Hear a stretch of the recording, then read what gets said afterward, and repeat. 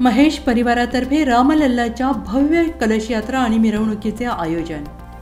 श्रोते हो नमस्कार, आपण पाहत आहात दैनिक विदर्भ सत्यजित लाईव्ह न्यूज। आमचे मुख्य संपादक उद्धव फंगाळ यांनी दिलेल्या माहितीनुसार श्री रामलल्लाची प्राणप्रतिष्ठा अयोध्येला होत असताना संपूर्ण जगभर राममय वातावरण निर्माण झाले आहे। महेश परिवार आणि महेश विद्या मंदिर मेहकर देखील या भव्य अशा उत्सवात सहभागी होऊन कलश यात्रा व रामलल्लाची भव्य मिरवणुकीचे आयोजन केले होते। सोबतच रामायणातील विविध प्रसंग झाकीच्या स्वरूपात यावेळी साकारण्यात आले।